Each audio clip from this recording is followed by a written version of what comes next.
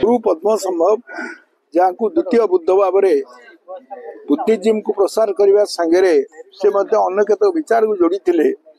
जो दर्शन जो आध्यात्मिक चिंताधारा अनेक ऐतिहासिक माने मत देते।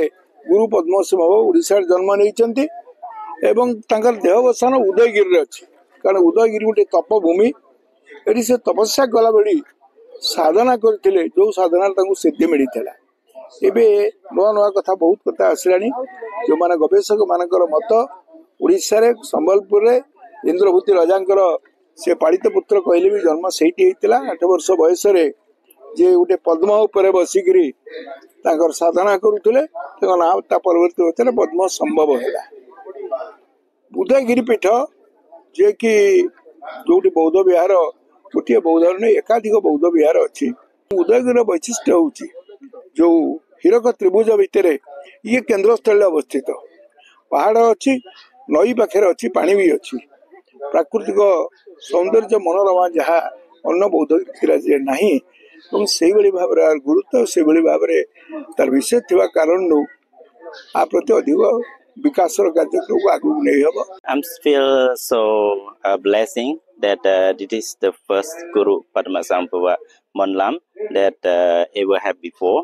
But this is not only Padmasambhava in Vajrayana, but also Theravada, Mahayana, and all sorts of Buddhist tradition come together, and we build blessing because this is the three diamond triangles of Buddhism and also of the ancient culture. So many colorful ancient culture and related to the people also, and many account that we read on the research and many things that related to human beings and transformations of the men to the superman, super beings. So like something like this. So I'm very happy to be here. जो पद्म संभव shower blessings रो जो पूजा होची are पछरे अच्छी कि आमे गुरु पद्म संभव जे कि तिब्बत रे जो बुद्ध धर्म को प्रतिष्ठा करथिले तांकर नारे ही तांकर डेडिकेशन करिकि पूजा होची एठी आ एथरे आमे आम ओडिसा पई एटा गोटे बड़ गौरवर कथा सौभाग्यर कथा।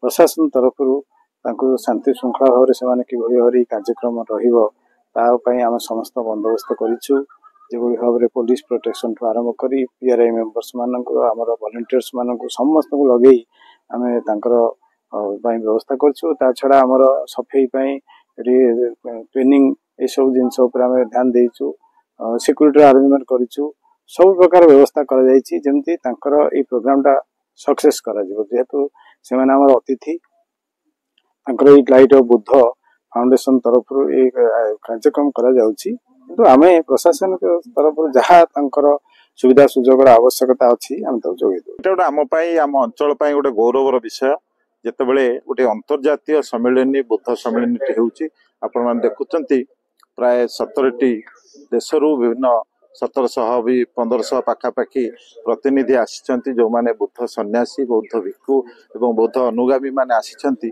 यह कम बड़ कथा नुहे। गुरु पद्म संभव विषय जहाँ करा गुरु पद्म संभव को द्वितीय बुद्ध भाव से माने ग्रहण करितांती।